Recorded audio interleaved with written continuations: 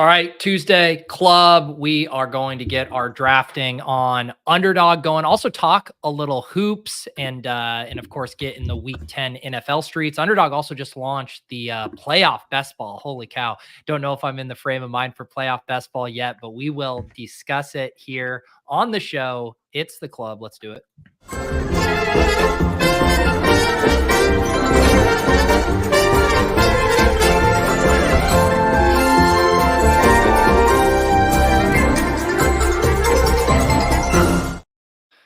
All right, the club. We got Clay now settled in the Carolinas. We got Andy in the classic closet. How's it going, guys? Doing good. Doing good. How are you?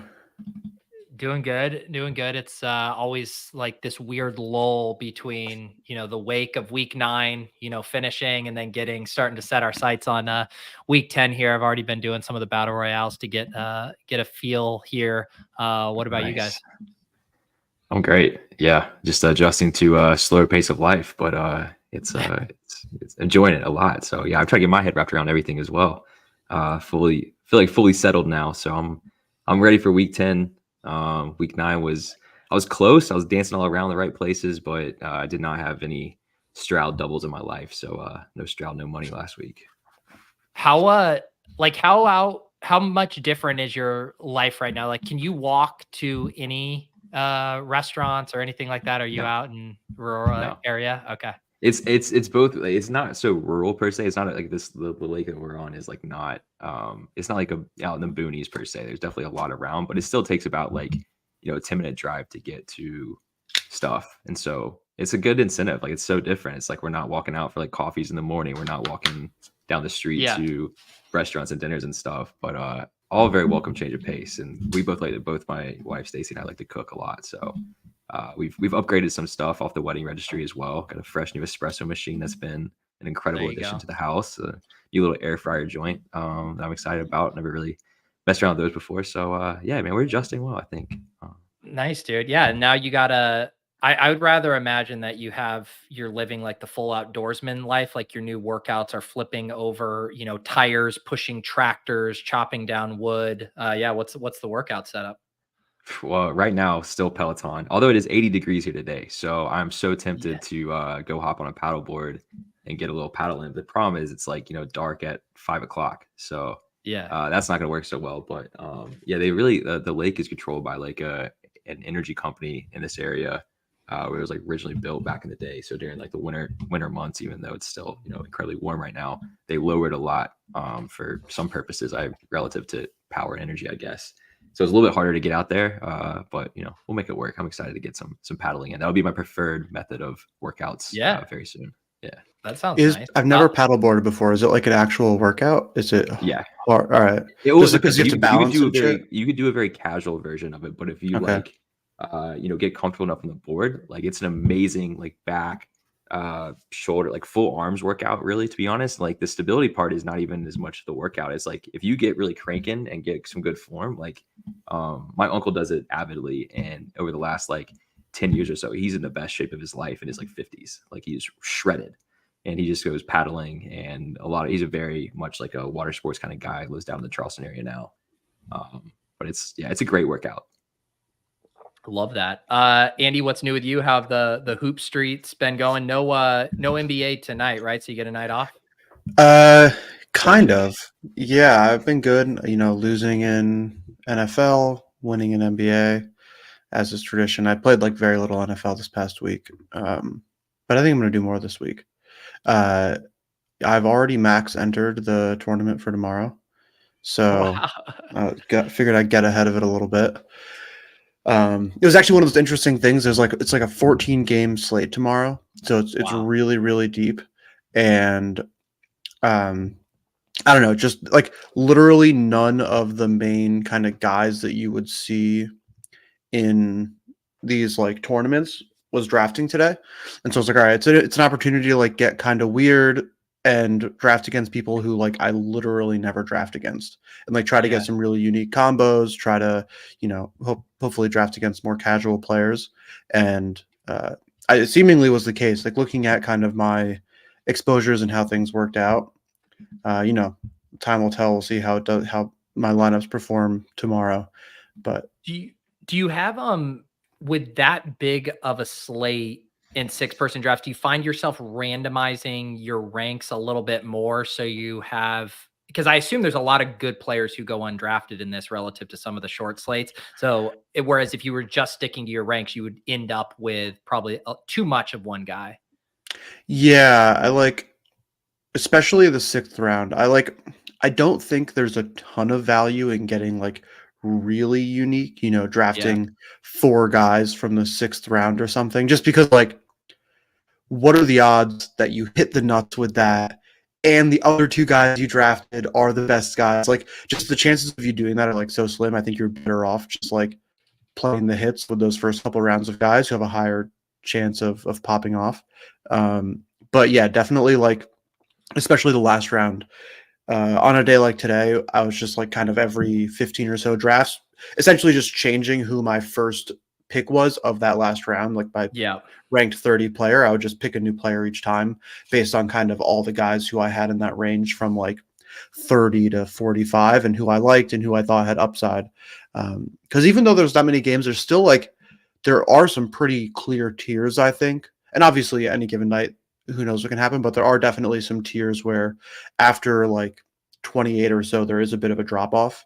And so it felt like pretty easy to kind of construct like rankings and different like lineup outcomes that you felt good about. Well, if we learned anything, Clay, it's like you need 5 players from the same game on these big slates, and that's how you take down these NBA contests this year. So was that who knows? is that an overtime game? Is that how that played out? The one with the 5 onslaughting a team or a game? I don't think it went to overtime. It was the Yeah, I think Clippers it was Lakers game. overtime. It was overtime. Maybe it was overtime. Yeah, that Because would that's definitely be the normally the circumstance stuff of with overtime. NBA, right? Like It would have to the be. Yeah, one time that you can get away with onslaughting a game is if it goes to overtime, and then yeah. getting those extra minutes is just so massive. I just want to lean us lost a lot of the principles. Whereas like a Russ, Kawhi, PG team, like you think that those 3 guys should not normally show up in the winning lineup on a big slate like that.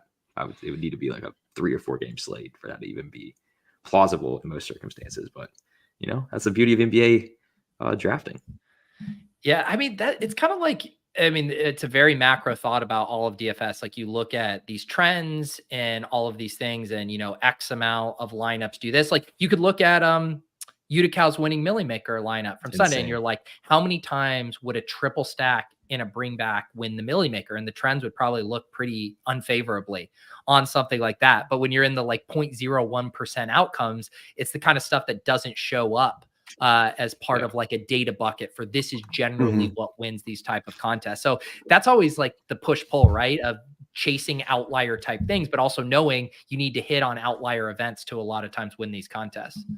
Yeah, I think the one thing with a lot of these underdog contests is they're just not like you don't have to hit the absolute nuts a lot of the time. You just need to hit like the 99th percentile instead of like the 99.9 percentile Yeah. versus on like we're on like DraftKings or something. And so I think that's where you like can make the case to not necessarily get like quite as correlated or like do those crazy 5-team onslaught type of things. Like the guy, he got lucky that it worked, but like I don't think it's like a repeatable strategy necessarily versus, or at least I don't think it is a repeatable strategy. I don't think it is the optimal repeatable strategy for those like smaller slates. Well, and that, I mean, that kind of idea of correlation and not having to get many things right. I mean, I had 2 top 10s in Battle Royale, and a lot of my macro takes were wrong. Like the one thing I hit on was CJ Stroud double stacks, and I guess Josh Jacobs because I had him in both of those lineups too. But like I was definitely AJ Brown over CD Lamb. I was like full fading the Cowboys. I thought DeAndre Swift was like a smash pick. Like all of my other stuff, DJ Moore was my highest rostered player last week. I thought he was mispriced. He didn't do anything. Turns out he was correctly priced. Yeah, I was in on the Patriots passing game. Liked a lot of Demario Douglas. Like that didn't hit in a massive way, but just having like the one small thing that hit that no one else was on is such a huge advantage in those 36-person drafts. Yeah, totally. Um, Let's see here. I wanted to ask you guys about Victor Wembanyama. I saw him pop up the other night, had an insane 38-point game, led the Spurs to a win over the Suns. Would you say he is meeting or exceeding expectations so far out of the gate? I feel I like would he's say, probably meeting them. yeah, Like, I think there was a bit like the hype was so insane that unless he was the best player in the NBA right away, it'd be hard for him to exceed the expectations. Um, I think he's been really, really good. I think that it's more so just that like the hype had gotten so insane that he was going to be doing crazy stuff, and there's still like you could look at his box score and see a guy who's playing really well. But I think especially when you look and watch the games, he'll have these couple minute stretches where it just like doesn't seem fair. Like the stuff he does is just totally insane. And so I think in that sense, um, probably like slightly exceeding just because it's happened so fast. But yeah, I think the only reason he's not exceeding expectations is just because the hype was so high. yeah. I think it's like one of those circumstances where like meeting the expectations is almost exceeding them, if that makes sense, Yeah. because like they were so high. And I think for him, like, I mean, personally, I think a lot of people are gonna be doing this, right? It's kind of natural, like, to want to compare his rookie year to like LeBron's, because like by far kind of the most sought prospect since LeBron. And so, I mean, so far his stats are, I believe, slightly above where LeBron's were in his rookie year through this point in time. Granted, we're still like 2 weeks into the season, it's so early, but I will say getting like back-to-back dubs against, the KD-led Suns, despite them obviously having injury issues, it's pretty incredible. And the Spurs is such a wide range of outcomes for them, a lot of talent, very young, incredible coach, but it's still like, I don't think I would put them to beat the Suns back-to-back games, even this early in the season, even with the injury issues for the Suns. So I think that was very impressive and quite like the notch on the belt to kind of come out the gate with. And then no one, I don't think, really expected him to pop off for like, was it 38 points or 30? No, it was well over 30 points on that game too.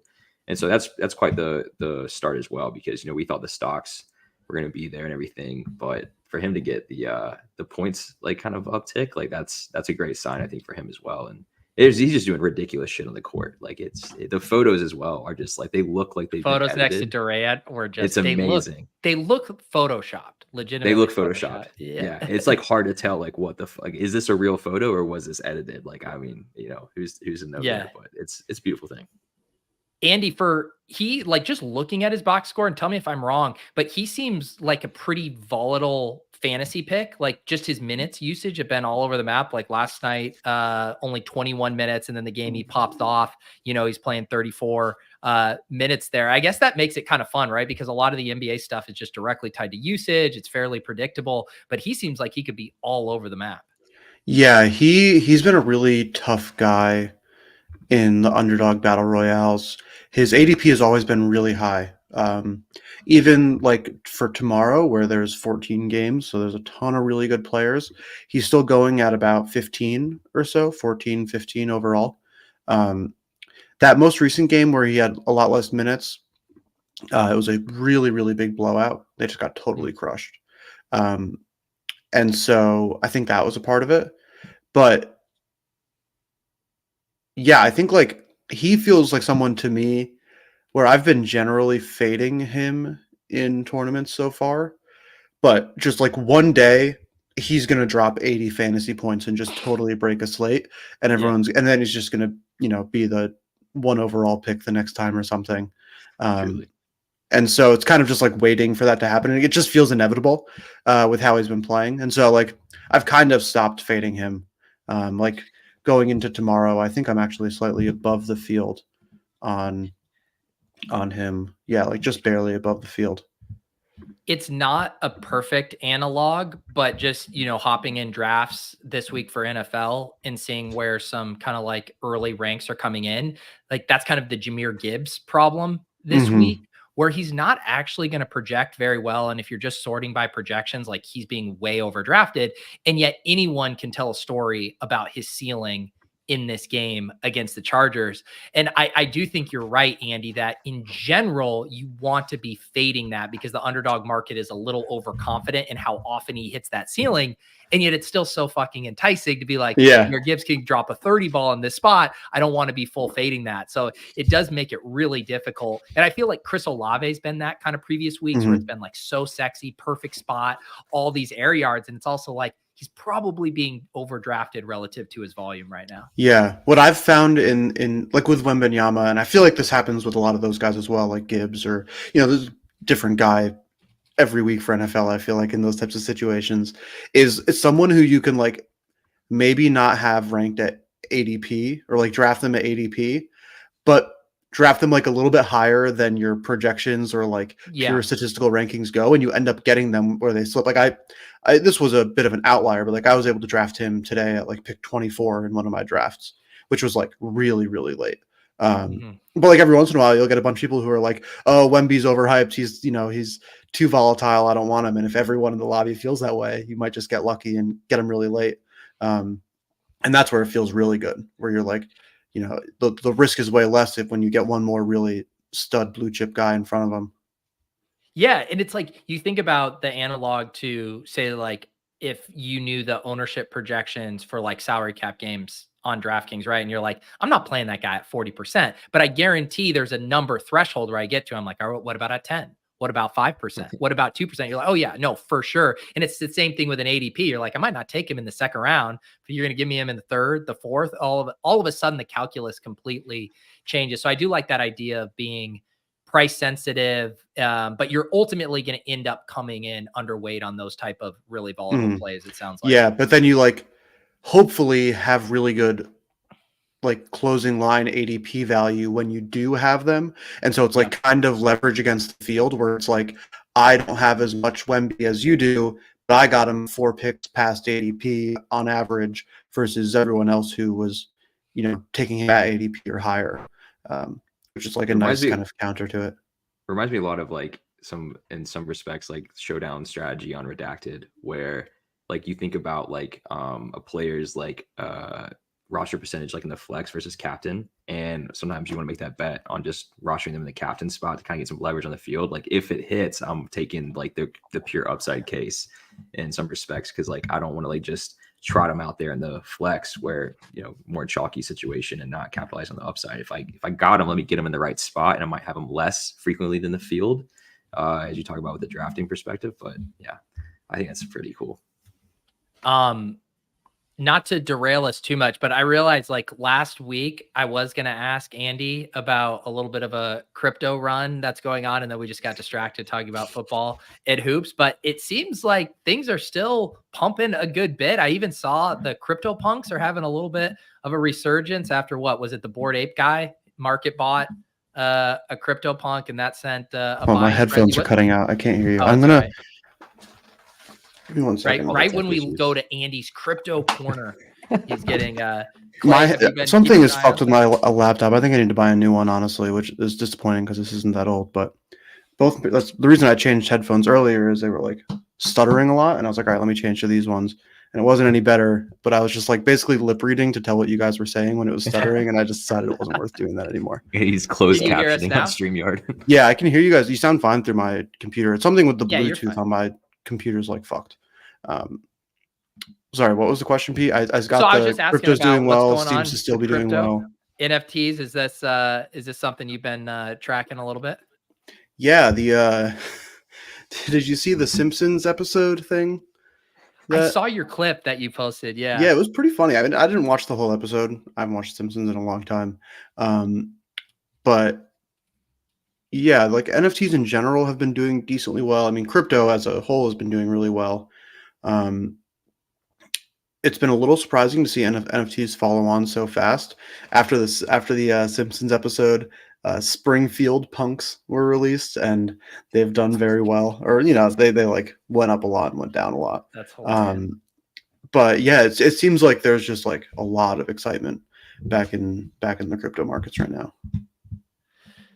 That's what was the stuff too? Did I see something like I saw a tweet from the main Bored Ape account that they had some like event and everyone got like pink eye or something. So Is Oh that what it yeah, was? So it wasn't pink eye. the LED lights. They had like a particular type of like UV LED light that like literally almost blinded people. They had to go to the hospital and like it basically like was the same as just like staring into the sun. And so like a non-trivial amount of people had to go to the hospital afterwards. Geez. Okay. I read that. I was just like skimming and it was like, we heard everyone with their eye incident. I just like assumed that there was like some Yeah, And like it was freak in out or something. Hong Kong too, Jeez. right? Or where was it at? yeah, it was in Hong Kong. Yeah, it was in Hong Kong too. So like, I mean, that's international hospitals are not the most fun experience in the world. If you're traveling abroad, so like, good luck. Oh my Yeah, no, goodness. definitely not. Any other updates on IKB, your site these days? Not too much. I'm very actively right now, like right before this call, I was working on a lot of the really boring stuff, like our like responsible gaming and all of those kinds of things that you have to do, like Yeah. self-limiting and all of that. But no, we're just trucking along. We don't have like a launch date set or anything yet. We're probably going to roll out with like paper trading to start, just like play with fake money and make Yeah. sure nothing's broken. Yeah. I want to try to have that for the Thanksgiving games, just to like be for some fun, and maybe we'll do like a giveaway for whoever does the best or something.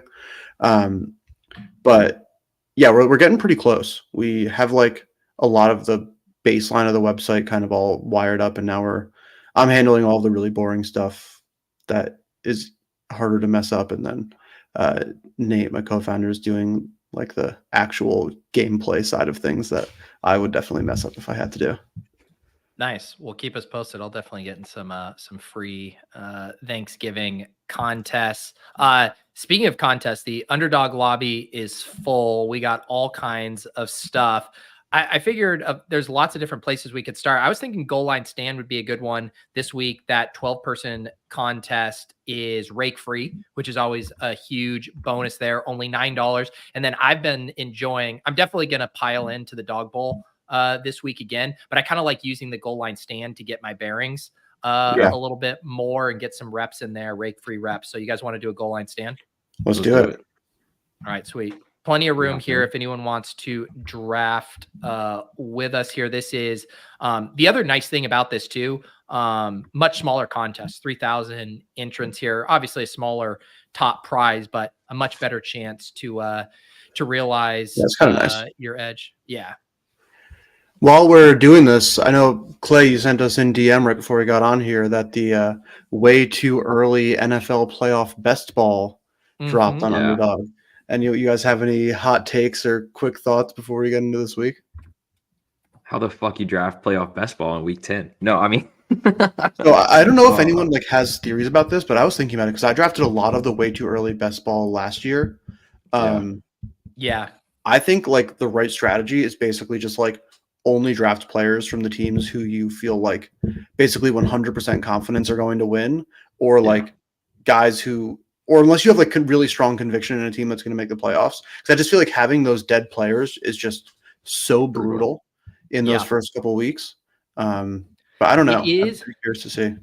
It is the ultimate, as far as like the advantages of drafting early versus drafting late, like you can get combos that will no longer exist, like in a really big way, because the playoff odds just shift the ADP so much. So if you're really dialed in, but I do think you're right, Andy. I think you have to be really cognizant of your floor, right? Of making sure you're not taking on, because the guys that are thin wild card plays that get in at the last minute, those guys are always going to be pretty much available later in drafts anyways. So you don't want to burn those spots, but I do like the idea of maybe on some of the teams who might get a bye, or some of the top teams that haven't fully solidified, like eventually it will be very hard to get like Jamar Chase, T. Higgins, Joe Burrow combos or stuff like that.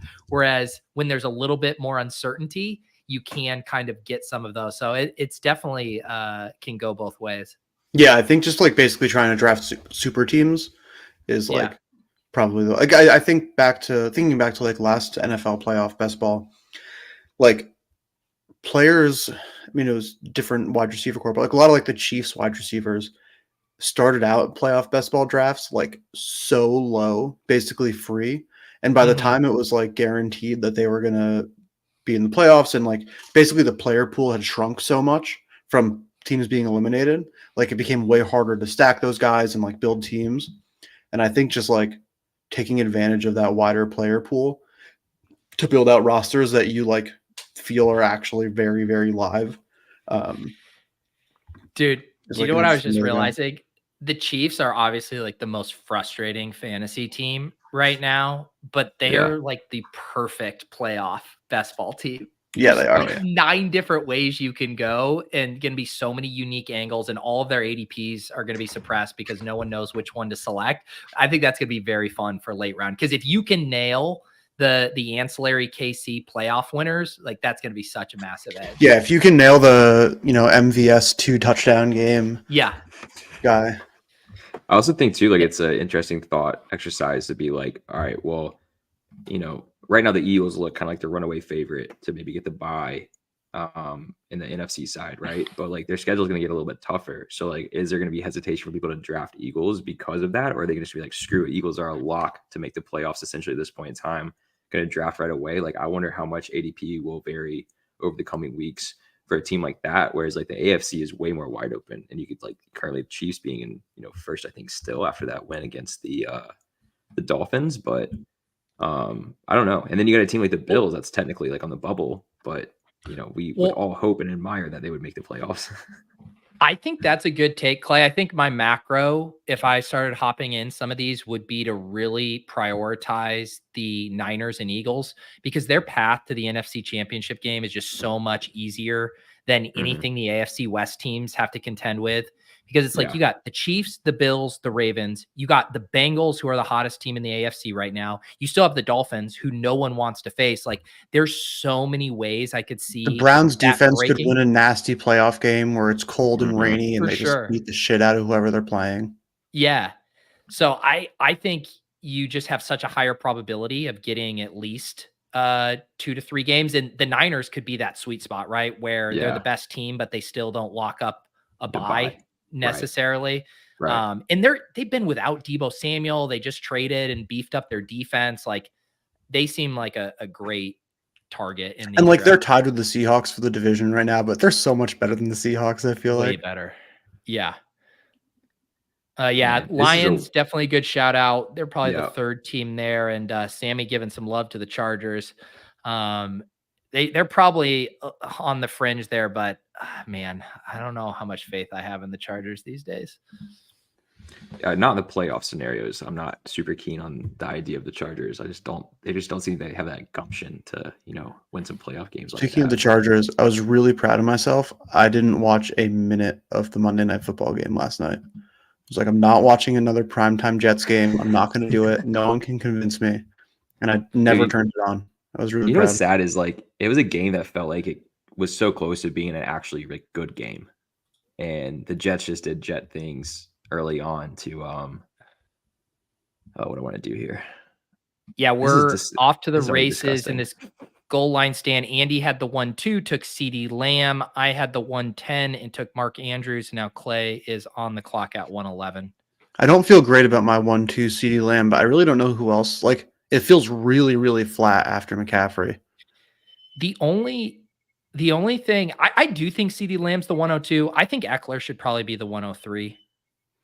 Yeah, I think when you look at the running back depth too, though, for this 12-man, like, I think you can make the case that Eckler should be the 102 just because, like, I mean, you scroll down a little bit and all of a sudden it's like you might end up with Gus Edwards. Yeah, That's it is scary. running back from the 12-person drafts is definitely the one I'm getting a little spooked at when I punt it, because it's very tempting to start lining up some of your stacks in like 3, 4, 5, and I keep punting running back, and then you're like, oh shit, I'm looking at It's like, am am I really gonna take Devin Singletary here in the last round? Or I don't know, man. Gus Edwards is RB1 on Underdog, I hear. So those 5 carries last week were really, they just hit all the right notes. they hit different. All right, Clay, what are you doing with Higgins here now in your second round? Yeah, I think I'm gonna go. God, it is disgusting. I don't love anything of it, but I'm gonna go. I gotta make a pick quick here. Let's go. I'm going Pollard. We're gonna do All it. Yeah, I the saw our Martinelli. guy John Warner from the Badge Bros had a tweet going back in on Pollard this week. I mean, the matchup is much better. They have legitimately had a brutal stretch of running back matchups, but it's still frustrating how little passing game and screen game usage he's getting. He really needs that to unlock his full upside. Yeah, I'm just kind of I think this is a week you're just banking on the fact that, like, I don't know, man. They're like, the Colts games have been drunk in one way, and the Cowboys games have been drunk in another way, where all of the point discrepancy besides the game last week with the Eagles. But the Giants being so bad and they're like favored by a million and a half, you're hoping they're going to run the ball more this week than try to air it out. At least if they get a lead early with, still tapping into CD. So yeah, we'll see. Doesn't feel good, but bank on upside. I just did the easy stack, Andrews, Lamar, pretty readily available ADP wise, but I do in these 12-person drafts, like there's no certainties at quarterback unless you're really scrolling down. You think you have a stack dialed up. Like I was setting up something with Sam Howell, who isn't even like one of the top quarterbacks, and I still just got sniped naked by someone. So there is some comfort in having your onesie positions locked up, and then you can kind of go more best player available and not sweat the stacks as much. I was really hoping that Dak fell to me there for the Dak CD. But yeah, I will say it's pretty interesting that Tank Dell has got a higher ADP than Nico Collins presently. Yeah, I mean that's the classic. It's the recency bias. Yep. And in the same way, Nico was getting drafted in all the battle royales for a few weeks, and Tank Dell was going undrafted. And then it's like, well, what have you done for me lately? Yeah, I think probably the argument we made in favor of Tank is probably more so like he not only is a rookie and like basically he's performed better this last week, had 11 targets, but is also a rookie coming off of, they've come through their bye now, and they're like, I feel like rookies generally feel like they take a step forward after their bye or like perform well after buys. I don't know. That would, I think, be like the case to be made. For sure. Now you got kind of a three-headed monster because like Noah Brown seems to be somewhat of a real deal too. I mean, granted, he's not getting a ton of. He's like averaging six targets, I think, still, or 6 receptions, but I don't even know. But he's capitalizing on those opportunities in an insane way. That's just a fun team, man. It's embarrassing Stroud did not get picked number 1 in hindsight. So Andy, you paired Olave with CeeDee Lamb, and then also grabbed Hawkinson there. I like that little mini correlation. Hawkinson, Olave. Hawk seems to just get a ton of targets no matter who's the quarterback, which is always a nice thing. Yeah, totally. I mean, Dobbs was throwing to his tight ends a ton. And so I have to imagine once he learns his name, he'll get a lot of targets next week. And yeah, that was a weird thing, like that lie too, where first of all, I know all of the names of people that Josh Dobbs would be throwing to, not his offensive linemen, but I would at least know the offensive players there. And also, not to take anything away from the Josh Dobbs story, but I don't know, maybe you're on that plane, pull open a little, I don't know, Minnesota Vikings yearbook, kind of putting some faces to names. Yeah, start really scrolling through the roster. All right, what am I going to do here? I would definitely like to get a running back if possible. Man, am I going to do Barkley? I mean, Aaron Jones's usage was very, very good last week, and Pittsburgh, nothing scary there. I think I'm going to ride the Aaron Jones train. Yeah, I like that a lot. I think projections wise, Barkley, but man, I just want no part of this Tommy DeVito offense versus the Cowboys. Yeah, you can't pay me enough to click Saquon. think he's a good player, but that game script is just too brutal. Yeah. But They yeah, think they might you're right shut him though. down.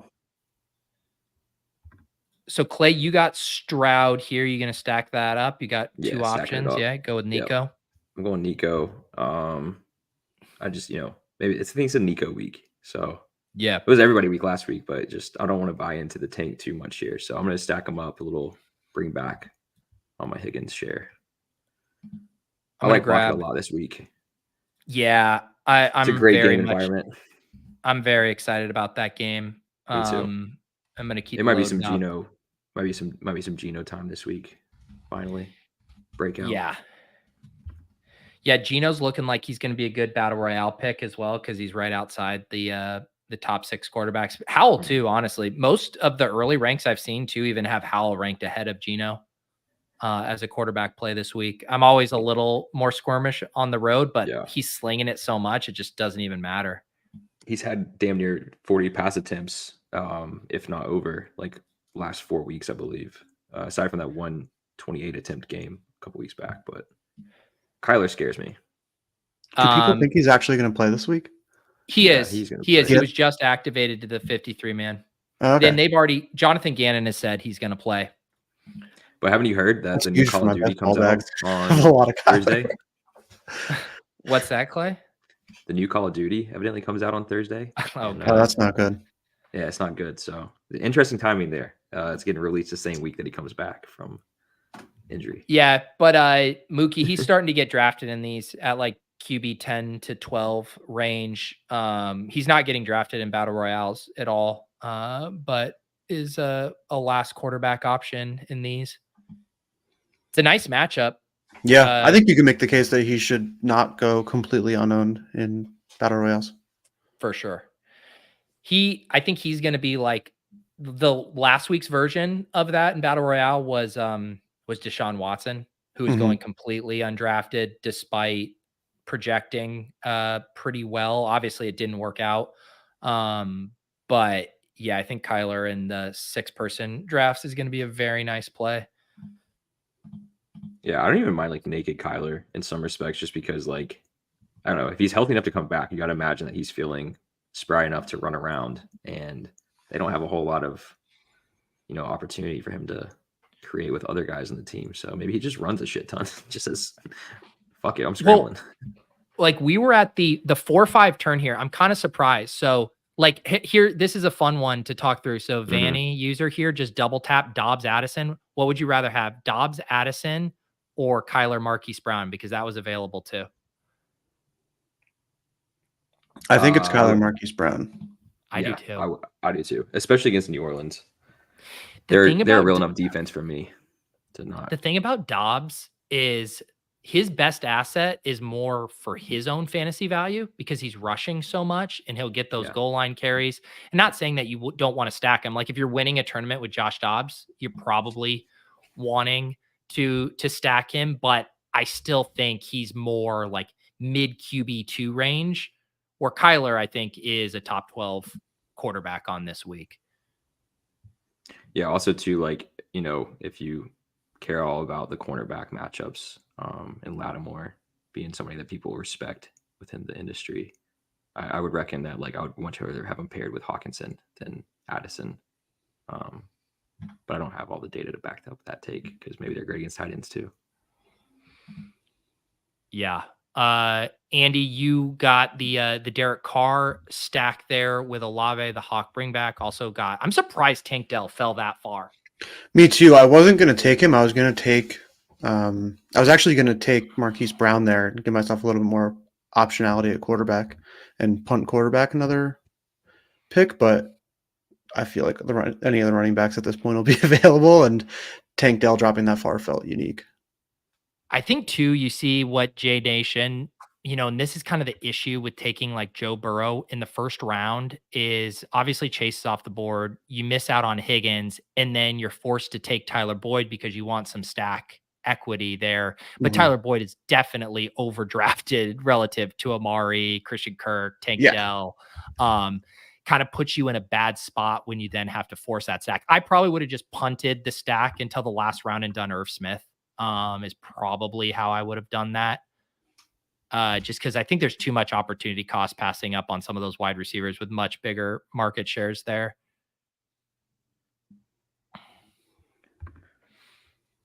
What do you guys think about how we handling Atlanta tight ends this week? Atlanta tight ends. The flow chart matchup.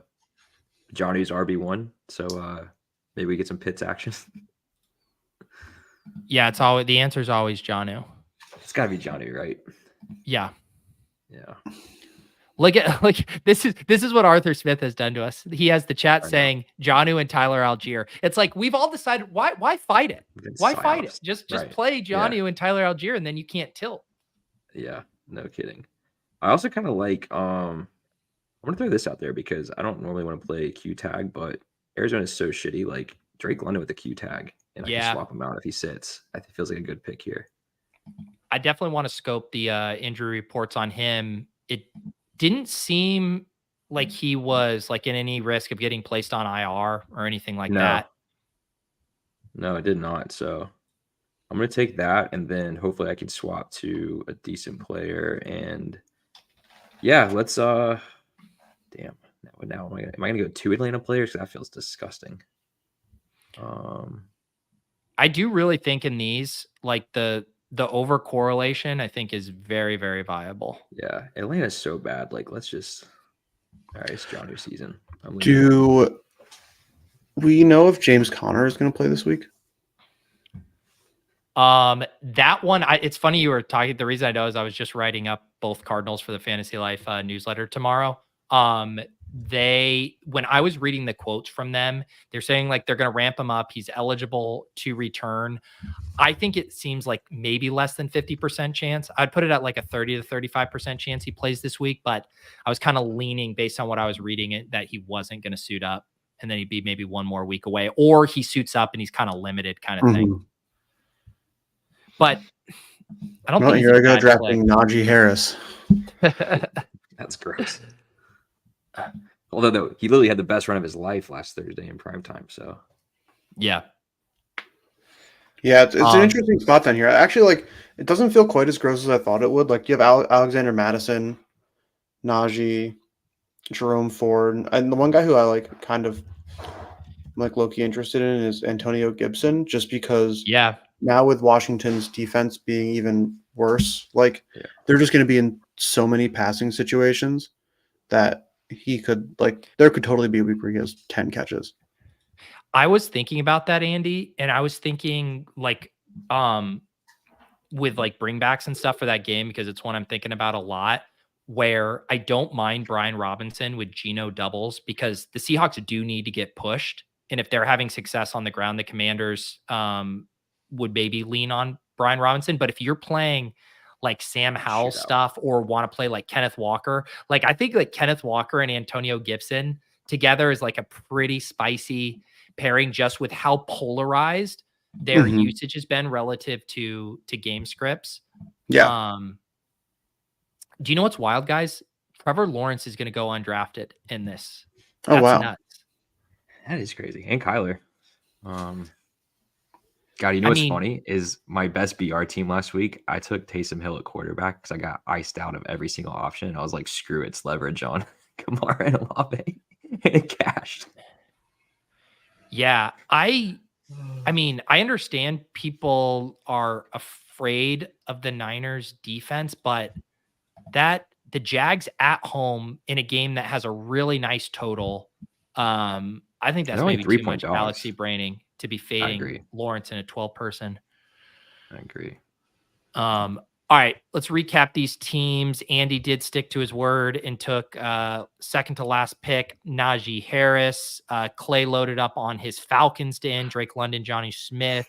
And I grabbed 2 more wide receivers, George Pickens, kind of opposite of Aaron Jones, hoping that game is a little nicer than people expect. And then I was wrestling back and forth with Zay or Odell for my double. But I think the way I'm probably going to play it is I'll take last round Zay in these 12 person, but in the battle royales, I think Odell is going to be a much better pick because he won't go drafted most of the time. Speaking of, should we hop in one? Yeah, you want to do a battle royale here? Yeah, let's do it. See if we can all get in the same one here. It'll be harder. Yeah. I'm jumping in now. If not, no big deal. Wait on 5, 3. All right, I think we might get in. All right. I think it's all three of us in here. Liddy. That was good. Good luck. Yeah, good timing. Yeah. Nick says he got Lamar in the last round of a BR earlier. Same thing happened to me. I was setting up like my classic little Geno stack, and I had taken Mark Andrews early.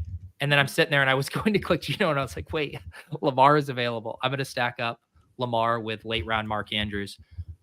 Is that, again, just people? I mean, like, I know Cleveland's defense is all right, but are we seriously worried about the Cleveland defense as it pertains to Lamar at home here in this spot? That seems a little too Galbrain to me. Like slightly, I don't know. I've been loading up on like Lamar Andrews the last couple of weeks, and it hasn't been as fun as it was against the Lions. Yeah, but it does feel like it's, he does kind of like play better against some of these like better teams and better defenses. Like we'll just, he's gonna be running away from Myles Garrett, so maybe he just does a lot more and goes into Madden mode. But these shitty teams, like in better matchups, it just feels like he doesn't have to do a whole lot, which is kind of the point, right? They just ran the ball like crazy. Yeah. So it does feel like a Lamar week in a lot of respects because people are off of him and scared of the Browns defense. Yeah. I just love like any week, and I mean, Sacrilegious, who will talk about it, I'm sure, on Stat Chasing tonight. I mean, anytime you can easily get that Lamar and Andrews combo, I think you need to have a good chunk of it in your portfolio, regardless of matchup, just because those two can break the slate in such a correlated fashion. And like, you can legit be just DD or GG dead if you don't have the Lamar Andrews stack. And it's just like, to get that kind of ceiling from the onesie positions. So yeah, I don't know. I'm going to have a ton of it this week if that continues to hold. Oh man, do we feel like Chase is playing this week? I think he's going to. I think he's going to play. It's just back soreness, they said. Yeah. That did not look fun though, but he's got a week and they have the best medical staff of all time in the NFL these days. So I got to imagine that he can get over some back soreness to play, but it is not. I don't know. Back injuries are not a fun game, so we're gonna stack them up. Yeah, it has been nice to see T. Higgins kind of come back to life. He's someone who I have a ton of in best ball, and having him not entice right now to even go like, to double up and just be like, that's gonna be unique, but I'm not gonna take that chance. So I'll get. I mean, if you had the guarantee that Herbert was gonna slide to you, I'd like it. Yeah, same. Which in this room it could, because it's a lot of badges, and like I don't see people taking an unstacked Burrow, but I probably should win for it. That would have been fun. So we're now doing the battle royale, the 6-person. Andy, Clay, and I all back to back here, 4, 5, 6. Andy goes Eckler and Andrews. Clay gets that Alpha Chase Burrow stack, and I just scoop up the top ADP guys there, Alvin Kamara and Keenan Allen. It is so funny to see how swingy it is. And I realize this is a much better week and you have CMC and Eckler available, but just for Alvin Kamara to go from 101 to falling all the way to the end is, again, just, whereas if he would have had 2 touchdowns, he'd be the 102 after CMC. Yeah. It's just, I've been continually reminded, especially with NBA where it's back to back every night, just how scoreboard reactive Underdog is comparatively to other like similar style contests. And I mean, I know they all are, but like Underdog especially, I think because ADP is set so early and it does anchor people so much. Yeah. It's just really hard to get past that. And you like, when it's being set early, you click on their name and look at their last 3 games and go, oh, they played bad the last 2 games. I don't want them. Yep. It's like a really hard psychological thing to get over. I love that game environment too. Minnesota, New Orleans in the dome there. I think that one could get fun. There goes T.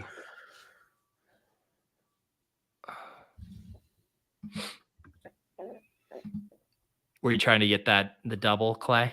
I mean, I was praying for it, but I didn't think it was likely. I thought that'd be fun. All right. Well, I'm gonna do what we just said, and I was gonna see if you're gonna push it. No, I didn't want to risk it. I feel like you would have taken him if I had. I wasn't. I mean, I'll definitely have some like Lamar Odell, I bet, this week, but I don't think I would have forced it there.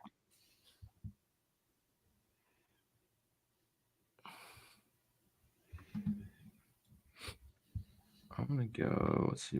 Is the Chargers Detroit game the highest total on the slate, The or is it Minnesota New Orleans? Is it? I haven't really looked at this one too much. It's I think it's a Chargers game. Chargers Detroit, I believe, is the highest total. yeah, Chargers Detroit. Let me. Oh damn, you did up. go Evans. Fuck, I should have taken him first. Sorry. No, you good. Do your thing. I just I'm gonna try to double bring it tap back with my alpha wide receivers there, Metcalf and Evans. Yeah, so Jags 49ers has a 46-point total. Lions Chargers has a 48.5-point total. Texans Bengals has a 48-point total. So compared to last week when we only had one game with a total over 45 on the main slate, that Dallas Yeah. Eagles game, this looks pretty nice. Yeah, it's not bad. And I'm not also, sure if I'm Seahawks going to allow Commanders. myself to be tricked into drafting Bijan Robinson. So I know. God, I'm not so falling hard. for that psyop today.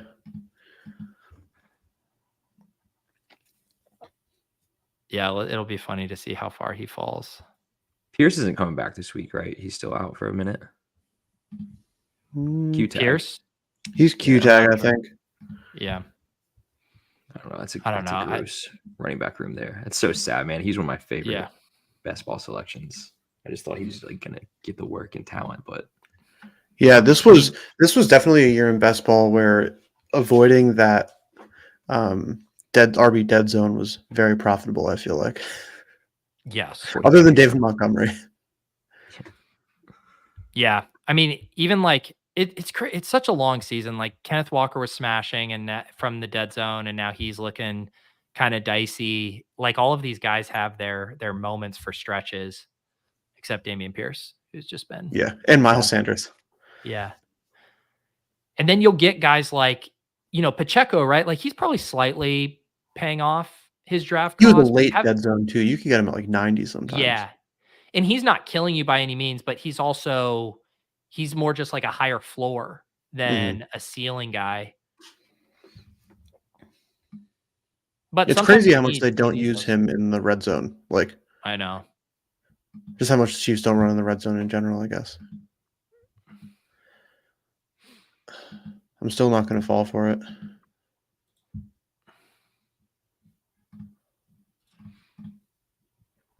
All right, let's see. Pete, you are boxed out. You just need quarterback and tight end, so I can kind of do whatever I want here. Yeah, you're good. I'm QB and tight end. I like it. Wow, Bijan's still sitting there. I'm not gonna do it. We're gonna go. I'm going KW. Nice. Commanders have no one on defense anymore. And gonna bring it back with a little Scary Terry right here. I went ahead and just stacked up Herbert with Keenan and then tacked on Gerald Everett. Lions have actually been pretty bad against tight ends this year. Everett is not that exciting, but if Herbert's the optimal, someone's probably coming along for the ride with Keenan, and we know it's not Quentin Johnston. God, makes me so sad. That Davis TD at the top. I wish I had known he was returning kicks because I would have been in the double dip game, but I did not get that deep in the weeds on the slate, unfortunately. So my team, I have Herbert to Everett and Keenan. Also wow. Metcalf and Mike Evans. What? Bijan went undrafted. That's wild. This is a good slate, man. Like if you're telling me Aaron Jones and Bijan and Deebo Samuel and I mean Calvin Ridley. Yeah, Lockett in a great spot. Yeah. This is a very, very good battle royale slate. That's a lot of It's nice because it doesn't feel like one of those slates where there's just a million guys you can pick, where it's like you can just close your eyes and auto draft and get a team that's going to put up 150 points. But at the same time, like there is depth and you have to like make trade-offs and decisions.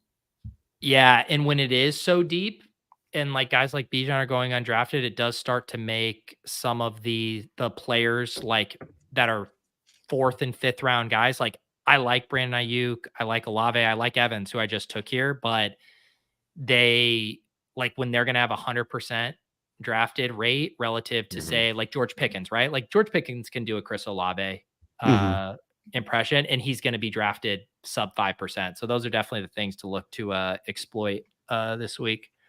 Yeah, totally. Yeah, even like just taking Chris Godwin instead of Mike Evans or little things like that. I'm definitely a little my early week battle royales. I'm definitely a little chalkier, just saying, hey, can I get some combinations? I did like the one scroll down to grab Gerald Everett to make sure it's not like too chalky. But then I feel like every single day as ADP solidifies is when I'll start to get weirder and weirder with scrolling down stuff. But it's fun to just kind of get your bearings on the slate at the top. Yeah, totally. And I think it's the right way to do it because you can, like, if you haven't done some drafts and you don't know what the vibe is generally that's happening in the draft, you may think you're getting unique when you're really not. And like when you really don't know how people are playing it, you're better to just like take the kind of more chalky stuff and hope you get unique there. For sure. Also wild that Trevor Lawrence did get drafted in that draft and not in the 12-man. And Dak did not get drafted in that BR, which is understandable. The guy that took Trevor Lawrence had Ingram to stack him with, but I mean, it's kind of wild that Dak is not like 100% drafted. Yep. All right, dudes. Good stuff. Always fun kicking off the fantasy week with a few drafts here on the club. Anything else you guys would like to plug here before we get out?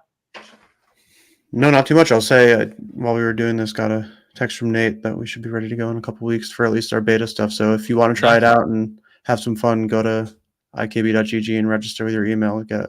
You'll be first in line for some early access. Fun, there you go. Available in your state, but otherwise good. Beautiful. Yep.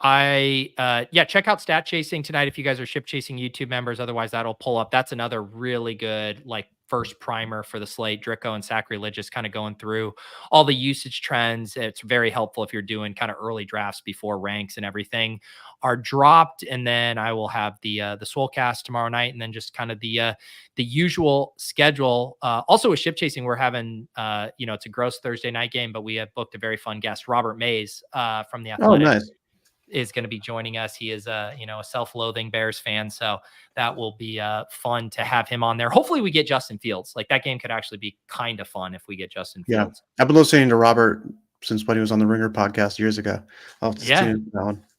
Yeah, I'm excited about that one. As always, hop in the Deposit Kingdom Discord if you guys aren't in there. All kinds of strategy talk going on for underdog drafts, redacted, all of that good stuff. Appreciate you guys hanging out. We'll see you next